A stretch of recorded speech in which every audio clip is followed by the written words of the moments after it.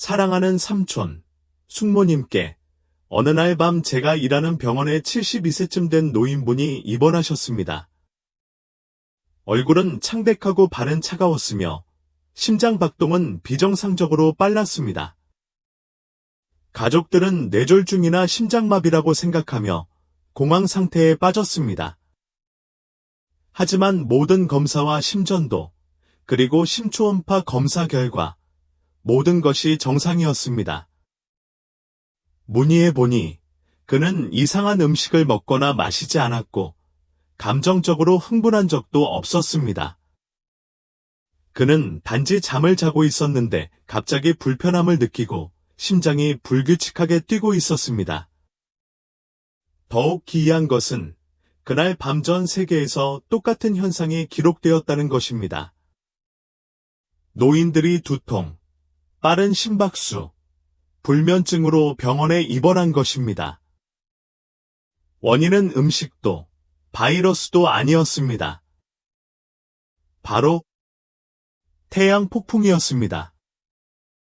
바람도, 비도, 천둥도 없는 폭풍이지만 우리의 가슴은 갑자기 설레기 마련입니다. 믿기 어려울지 모르지만 태양 폭풍으로 인해 캐나다에서는 전국적인 정전이 발생했고 일본에서는 의료 장비가 작동을 멈췄습니다.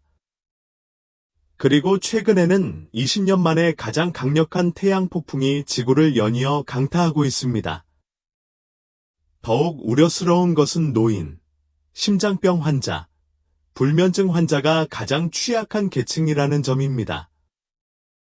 이는 나이가 들어서가 아니라 우리 몸은 자기장 변동에 매우 민감하지만 육안으로는 볼 수 없기 때문입니다. 하지만 걱정하지 마세요. 오늘 제가 여기 온 것은 여러분을 더 놀라게 하려는 것이 아닙니다.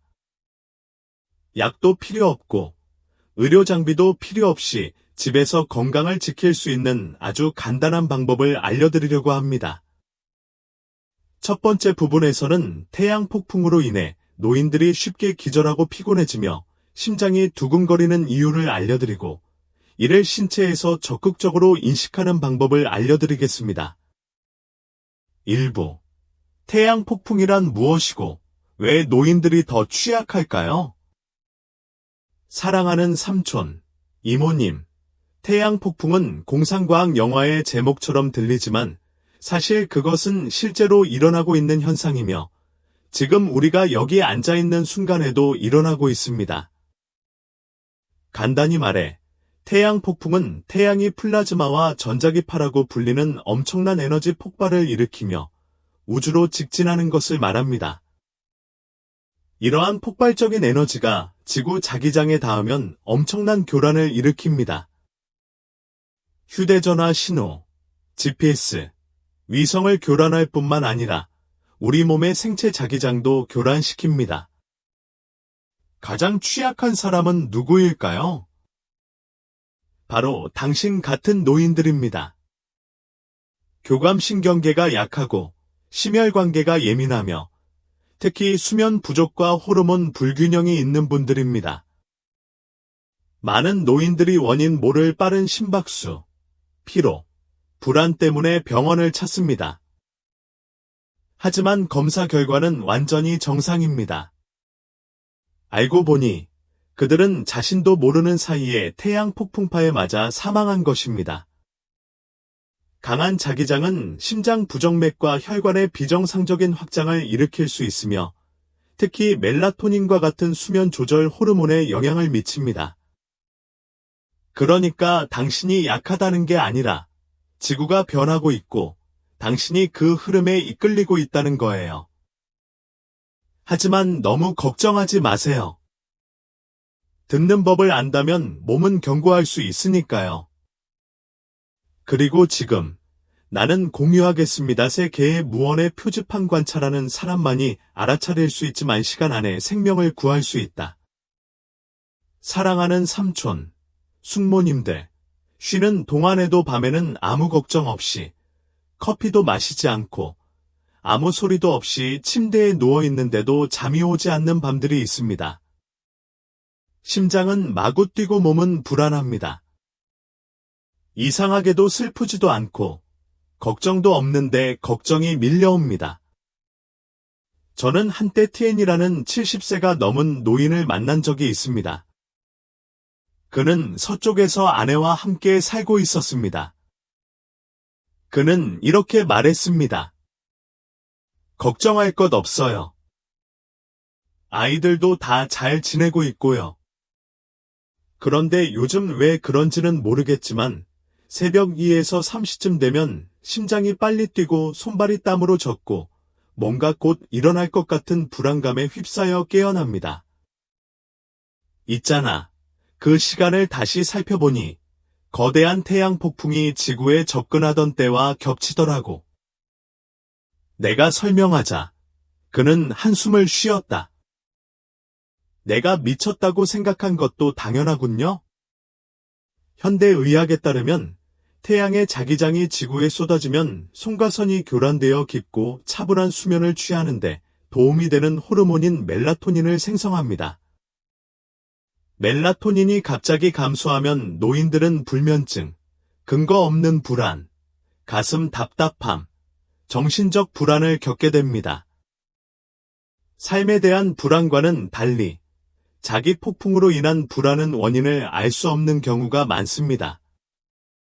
갑작스럽게 나타났다 사라지지만 매우 지치는 여진을 남깁니다. 안타깝게도 이를 인지하는 사람은 거의 없어서 수면제나 항우울제를 복용하게 되고 이로 인해 신경계는 더욱 의존하게 됩니다. 내 조언은 다음과 같습니다. 평소와 다른 불면증을 겪을 때는 생각을 멈추고 일어나 앉아 따뜻한 물 한 잔을 마시고 숨을 고르게 10번 들이쉬고 내쉬세요. TV나 휴대폰을 켜지 마세요. 가능하다면 가슴에 손을 얹고 부처님 명호를 부드럽게 외어 마음을 다시 고요하게 하세요. 때로는 혼란에 빠진 건 나가 아니라 세상이 흔들리는 거고 나는 그저 우주의 소리를 듣는 사람일 뿐이에요.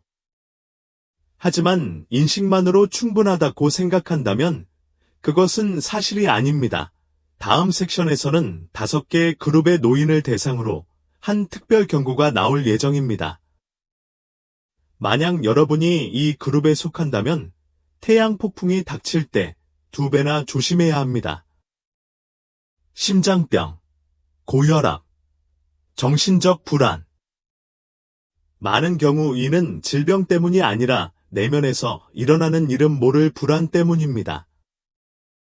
저는 같은 나이에 기저질환을 앓고 있는 2사람을 본 적이 있습니다. 한 사람은 태양 폭풍 소식을 듣고 너무 걱정되어 사흘 밤을 꼬박잠 못 이루다가 고혈압으로 병원에 입원했습니다.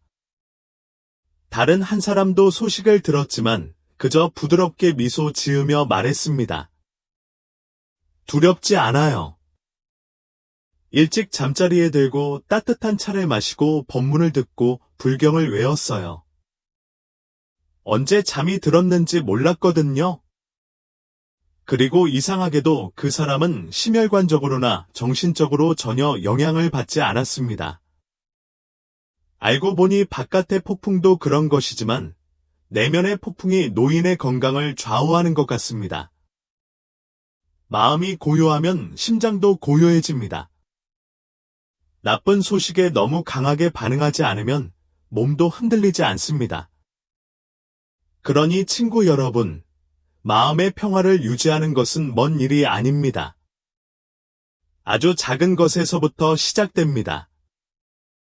아침에 일어나면 서둘러 뉴스를 확인하지 말고 따뜻한 물 한 잔을 마시고 심호흡을 몇 번 하세요. 오후에는 5분 동안 가만히 앉아 가슴에 손을 얹고 천천히 고르게 숨을 내쉬세요. 밤에 잠자리에 들기 전에는 휴대폰을 보는 대신 성경 구절을 읽거나 눈을 감고 나는 평화롭다. 나는 두렵지 않다. 나는 보호받고 있다우라고 속삭여 보세요. 마음이 평화로우면 전자파조차 해칠 수 없습니다. 마음이 혼란스러우면 평화로운 공기조차 폭풍으로 변할 수 있습니다. 그러니 사랑하는 여러분, 폭풍이 온다면 그냥 오세요. 여러분의 임무는 마음속에 작은 등불을 켜두는 것입니다. 일단 그 등불이 켜지면 어떤 폭풍도 그 빛을 끌 수 없기 때문입니다. 그리고 여러분이 자신을 안전하게 지켰다면 그 다음으로 인도적이고 의미 있는 일은 사랑하는 사람들이 안전하게 지낼 수 있도록 돕는 것입니다. 특히 혼자 사는 사람이나 이러한 보이지 않는 폭풍을 이해하지 못하는 어린 자녀를 둔 사람들이 안전할 수 있도록 돕는 것입니다. 다음 섹션에서는 태양 폭풍에 대비한 비상 가방을 준비하는 방법과 우주에서 발생하는 예상치 못한 변동으로부터 가족을 보호하는 매우 간단한 몇 가지 방법을 안내해 드리겠습니다. 6부. 온 가족, 특히 혼자 사는 노인을 대비하고 보호하는 방법. 사랑하는 이모, 삼촌 여러분, 제가 항상 걱정하는 게 하나 있습니다. 병을 어떻게 치료할 것인가가 아니라 위험한 시기에 어르신들이 홀로 남겨지지 않도록 어떻게 해야 할지입니다. 특히 태양 폭풍이 올 때, 젊은이들은 눈치채지 못하는 눈에 보이지 않는 폭풍이 몰아칠 때 더욱 그렇습니다. 어르신들은 가장 취약한 계층이시니까요. 많은 삼촌과 숙모들이 혼자 살고 자녀들은 멀리서 일하며 이웃들은 그들의 상황을 모릅니다. 실신, 심계항진, 정전, 전화 신호 끊김 등 몸에 무슨 일이 생기면 아무도 제때 도착할 수 없습니다. 바로 이럴 때 작은 대비가 생명을 구할 수 있습니다. 1. 태양 폭풍 비상 가방 준비. 작지만 필수적입니다. 저는 어르신들께 작은 천 가방을 준비해서 집안에서 가장 쉽게 찾을 수 있는 곳에 두라고 자주 말씀드립니다. 내부에는 다음이 포함되어 있습니다.